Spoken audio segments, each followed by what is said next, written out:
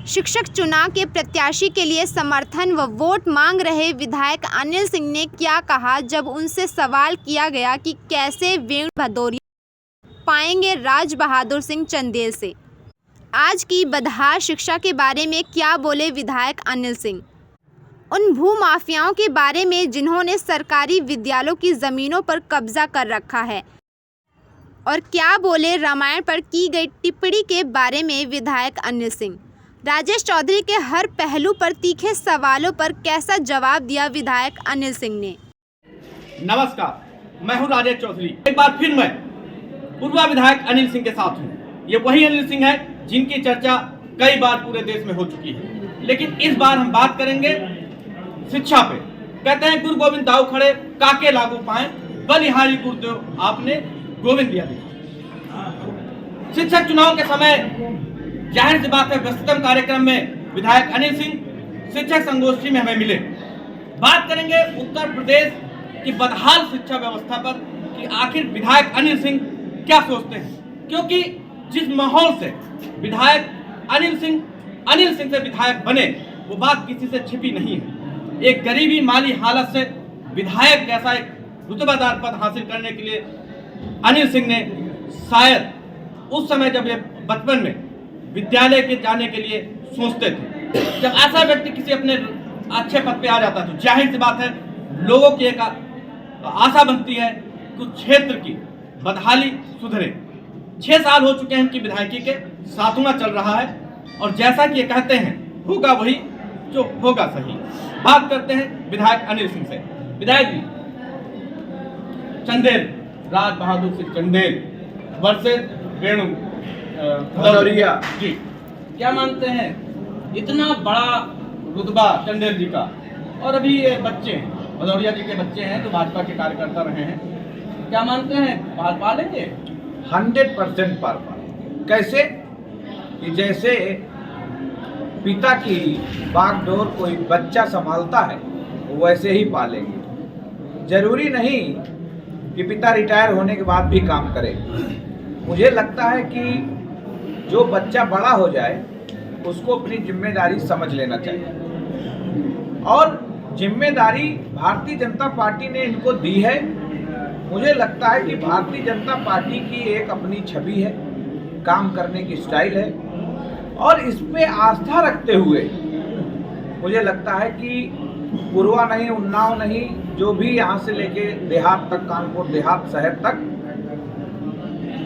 बहुत बड़े बहुमत से विजयी हासिल करेंगे। इसमें कहीं कोई बट नहीं है।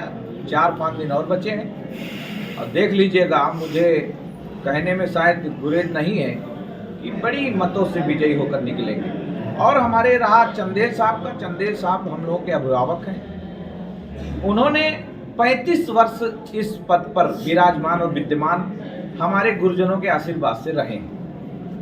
उनके बस में जो था, मैं नहीं कहूँगा उन्होंने कुछ नहीं किया, उनके बस में जो था उन्होंने किया, लेकिन अब जरूरत है नए नवयुवकों की, बुजुर्गों का आशीर्वाद और नौजवानों का काम, नई बुद्धि, नई सोच के साथ। मुझे लगता है कि यहाँ क्षेत्र के जितने भी, क्योंकि एक व्यक्ति जो गुरुजन होता है, जो शिक्षक होता है, वो समाज को दिशा और दशा देता है। उसको बहुत ज़्यादा समझा पाना हम जैसे विधायक के बस का नहीं है। वो अपनी बात समझता है, समाज के बारे में समझता है, गरीबी के बारे में जानता है, शिक्षा जगत के बारे में जानता है। तो मुझे लगता है कि निर्णय लेगा और वेणु रंजन भदौरिया जी को भारी मतों से देकर विजयी बनाएगा। विधायक जी, शिक्षा की बात चल रही है, आप जिस क्षेत्र से हैं वहाँ की शिक्षा जो व्यवस्था है आज भी बड़ी डामाडोल है। कई सरकारी विद्यालय ऐसे हैं जहाँ पर भूमाफियाओं ने पूर्ववर्ती सरकार में, आप पूर्ववर्ती का मतलब जानते हैं, आपके जैसे कहते हैं चाचा जी, उनकी सरकार ने सरकारी विद्यालय की जमीन में कब्जा कर रखा। आज भी भाजपा सरकार के 6 साल से अधिक हो गए, सरकार वो कब्जा छुड़ा नहीं पाई। क्या है, उनका ही रुतबा है या फिर सरकार कहीं मानसिकता नहीं है छुड़ाने की? देखिए, ऐसा है ना कि ये एक प्रक्रिया है।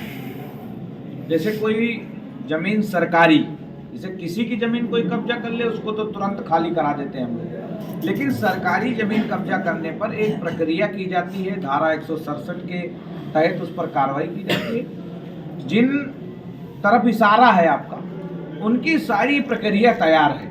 अब किसी भी दिन बाबा का बुलडोजर वहां पहुंचने वाला है और सब धराशाही करके मैदान कर दिया जाएगा और फिर से जमीन सरकार अपने हंजर ले लेगी। आपने देखा होगा कि 50 वर्षों से लगातार यहाँ भूमाफियाओं ने गरीब की जमीन कितना मैं जनता दरबार लगाता हूँ, मुझे लगता है कि विकास की काम कम बात करते हैं, विकास की लोग जमीनों की ज़्यादा बात करते हैं। हर आदमी यहाँ पे पता नहीं क्यों जमीनों से परेशान है कि अगले 20-25 सालों में जमीनें यहाँ गरीबों की कब्जा कर लिया, पट्टे के नाम पे कब्जा कर लिया लोगों ने। तो आज मुझे लगता है कि मुझे हर्ष है कि मैं 8000 बीघे जमीन छोड़वा चुका हूँ पूर्व विधानसभा के अंदर, आप अभिलेखों में दर्ज है। तो मुझे लगता है कि, और रहा मामला शिक्षा के बारे में आपने बात की, 75 वर्ष आज़ादी के गुजर गए। आप देखिए कि शिक्षा की क्या व्यवस्था थी कि हमारे सरकारी स्कूलों में शौचालय नहीं था, बिजली नहीं थी, पानी नहीं था, रोड नहीं था, बैठने की व्यवस्था नहीं थी। लेकिन आज मुझे हर्ष है कि मेरी सरकार ने 5.5 साल में, और 8 साल 9 साल वहाँ गुजर गया केंद्र में, मुझे लगता है कि बहुत ज़्यादा परिवर्तन हुआ।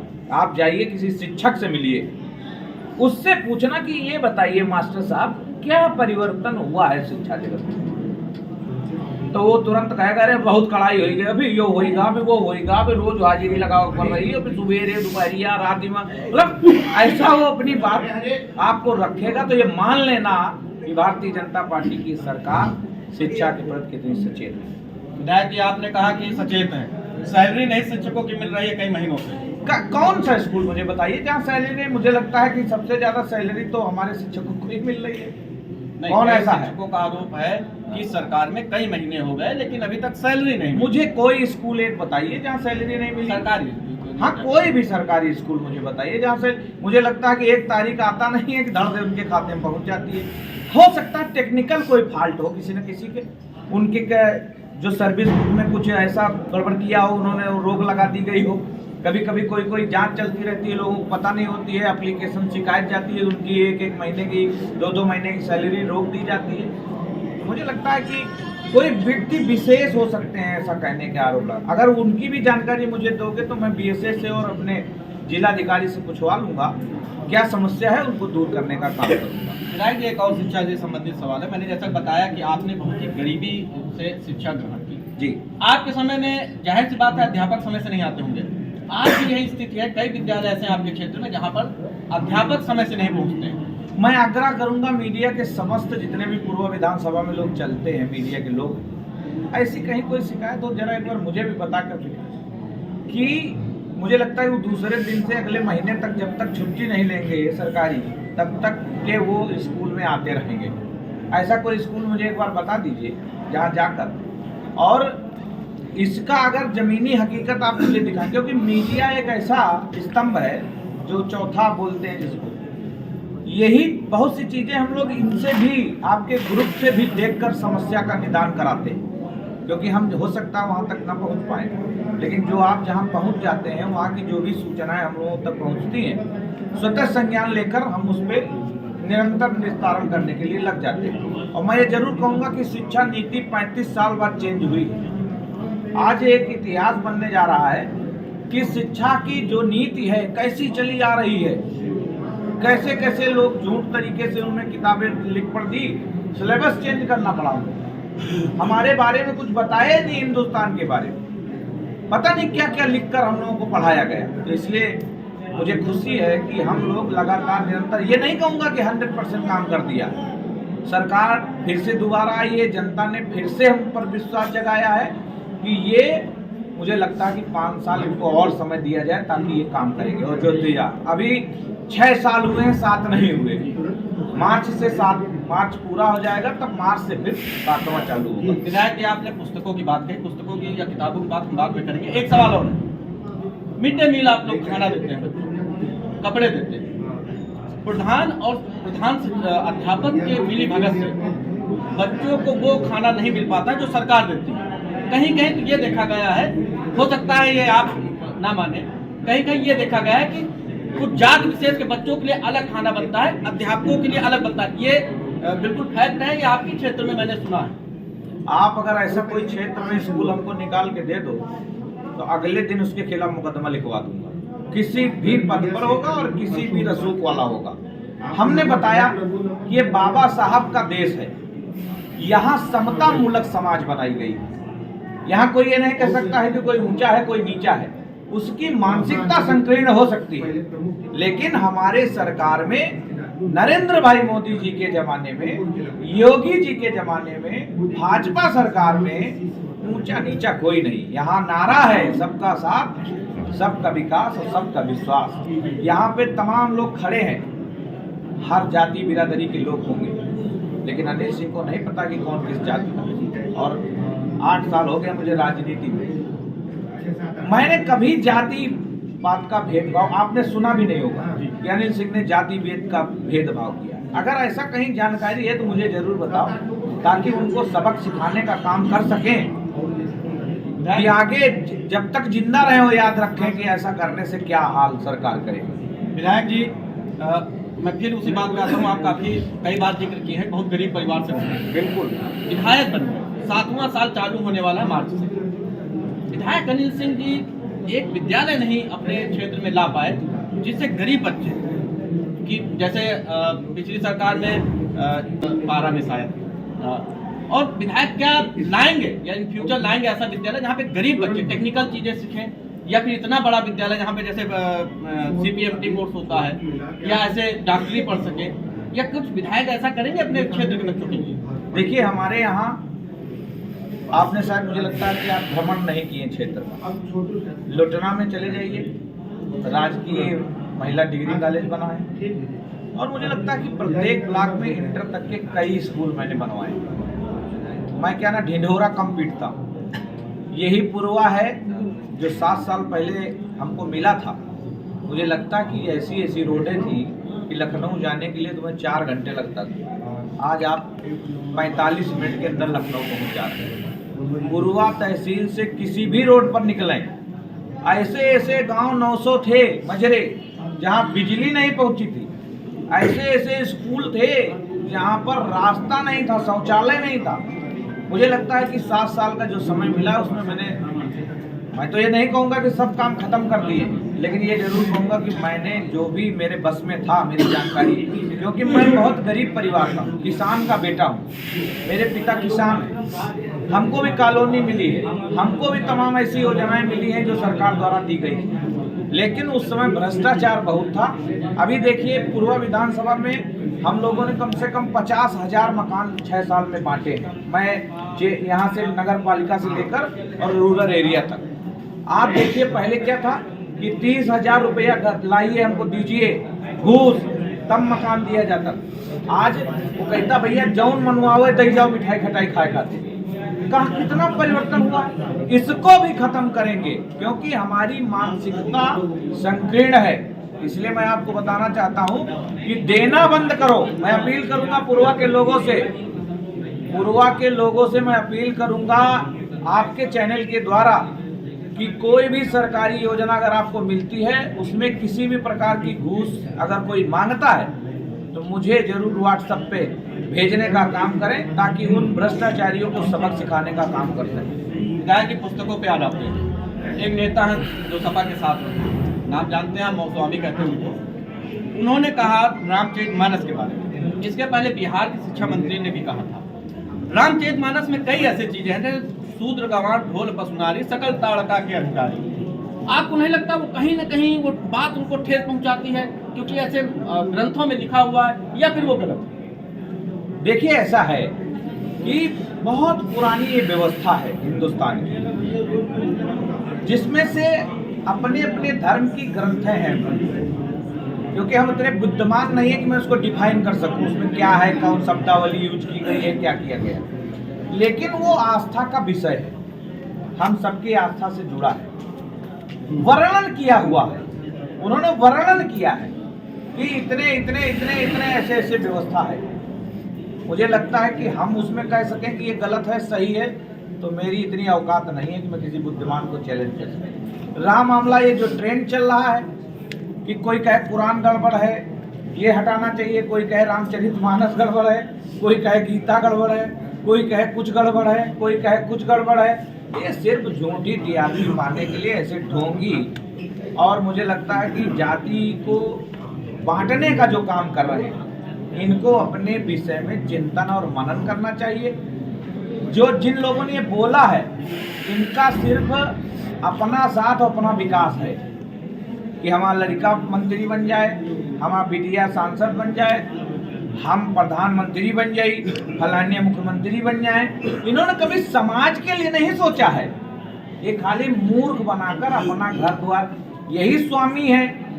इनके पास कुछ नहीं था, बहन जी की कृपा से बहुत कुछ पा गए, बहन जी का आशीर्वाद रहा। लेकिन आदमी का ना अपनी वो भूलता नहीं, मैंने देखा है, जो उसके दिमाग में कुंठित भरा हुआ है वो भूलता नहीं है।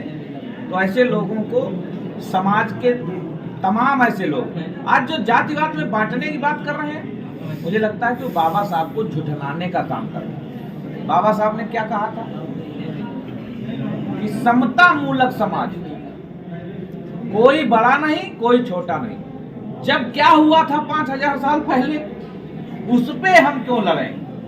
अब क्या हो रहा है उस पर हमको बात करना चाहिए। आज हिंदुस्तान को विकास की जरूरत है, हिंदुस्तान को स्वास्थ्य व्यवस्था की जरूरत है, एक एक व्यक्ति को रोजगार की जरूरत है, एक एक व्यक्ति को तमाम ऐसी स्वास्थ्य की सेवाएं हैं, शिक्षा की सेवा की जरूरत है। मुझे लगता है ये सब ढोंग है, फराड है। ऐसे लोगों को झूठी टीआरपी पाने की आदत है। तो मैं यही कहूँगा कि बुद्धि जब भ्रष्ट हो जाती है, और दिखाया 22 में जनता ने उनको नकार भी दिया, कितने बड़े हमदर्द हैं जनता के। उन्होंने इतना माल कमाया, कभी किसी गरीब के लिए सोचा है कि कोई गरीब आदमी भी उसको हम दे दे बेटी की शादी में 5000? मुझे लगता है कि ऐसा काम नेता लोग करते नहीं है, उनको करना चाहिए। विधायक जी महाराज को, जो मुख्यमंत्री हैं योगी महाराज, हमेशा उनको महाराज जी कहते हैं। अभी कुछ दिन पहले उन्होंने कहा कि जाति धर्म की बात न करें, आपने भी सुना होगा। आपको नहीं लगता चुनाव आते महाराज जी का जो है मन कुछ बदल रहा है, या फिर ये स्लोगन ऐसे कर डाल दिया, या वाकई में भाजपा का मन बदल रहा है? क्योंकि अक्सर ये माना जाता है कि भाजपा जो है कहीं ना कहीं कपड़े देख करके लोगों को पहचानती है। मेरा आप मतलब समझ गए होंगे, कपड़े देखकर, जैसा प्रधानमंत्री ने भी कहा कपड़े देखो, या फिर अब अचानक ये क्यों योगी महाराज कह रहे हैं कि भाई ऐसा जात धर्म की बात मत करिए? ये अचानक नहीं है। देखिए, यही तो गलत फहमी लोगों के अंदर। मुझे लगता है कि जो व्यक्ति ईमानदारी से काम करता है, मुझे लगता है कि उसके बारे में कुछ बोलना, मुझे लगता है कि बहुत ही छोटा शब्द यूज करना होगा। तीन चीज इस जिंदगी में मिलती है, एक ईमानदारी, दूसरा चरित्रवान, और तीसरा व्यक्ति बहुत ही संघर्षशील होना चाहिए। यही 3 मंत्र हैं जीवन को आगे बढ़ाने के लिए। आज देखिए, योगी आदित्यनाथ ने कभी कोई भेदभाव किया है कि तुम विधायक हो तो किसी को मारो पीटो, जेल की सलाखों के पीछे पहुंचाया जाए? आज की डेट में सत्ता में रहकर भारतीय जनता पार्टी के कार्यकर्ताओं पर कार्रवाई हो जा रही है। नहीं, पिछली सरकार में समाजवादी पार्टी का अदना सा कार्यकर्ता दरोगा का थप्पड़ मार देता था, दरोगा को। आज क्या है, हमारा कार्यकर्ता थाने में जाता है ना, दरोगा जी को भी भाई साहब बोलता है। ये है संस्कार। तो मोदी हो या योगी हो, उन्होंने संस्कार, और हमको लगता है कि परिपक्वता सबको आती रहती है। जैसे हम भी कभी कोई चीज बोले होंगे, धीरे धीरे आदमी समाज पे रहकर, क्योंकि वो अब पर्सनल योगी आदित्यनाथ नहीं रह गए, वो अब इस प्रदेश के मुखिया हैं, और उनका एक फैसला समाज के हित में काम करता है। उन्होंने क्या त्याग किया कि पिता खत्म हुए उसमें भी नहीं गए, काम किया। बहुत सारे लोग तो देखा होगा, अभी मोदी जी की माता जी खत्म हुई हैं, कोई नहीं गया। साधारण तरीके से एक आम आदमी की जैसे माँ का संस्कार, अंतिम संस्कार किया जाता है, वैसा हो। मुझे लगता है कि एक छोटा सा विधायक की भी माँ अगर खत्म होती है तो बहुत बड़ा वो किया जाता है। तो मुझे लगता है कि ऐसा बोलना अनुचित है। वो ईमानदार व्यक्ति हैं और वो सबका साथ लेकर चलते हैं। भाजपा का जो नारा है, सबका साथ, सबका विकास, सबका विश्वास, उसको चरितार्थ कर रहे हैं। बहुत बहुत धन्यवाद। तो हमारे साथ पूर्वा विधानसभा से विधायक अनिल सिंह रहे। मैं इस बातचीत के पहले सोच रहा था कि विधायक जी से ऐसे कौन से सवाल पूछे जाए कि वो तिलमिला उठे। कारण उसका मैं ये बता दूं कि अभी कुछ दिन पहले विधायक की खबर पी न्यूज भारत में लगी थी। उस खबर से तिलमिलाए विधायक के जो आसपास के लोग होते हैं इतने फोन किए पी न्यूज भारत के, उसको लगा कि अगर वो अनिल सिंह के कहीं एक इंटरव्यू देख लें या बातचीत देख लें तो ऐसा लगता है कि वो पूरी मीडिया को हटवा दें। तीखे सवालों का जवाब जिस तरह अनिल सिंह ने दिया, जाहिर सी बात है पी न्यूज के वो लोग जो देखेंगे जिनको मिर्ची लगती है तो सीखेंगे कि आखिर अनिल सिंह ने कड़वे सवालों का किस तरह जवाब दिया। पी न्यूज भारत के लिए मैं राजेश चौधरी।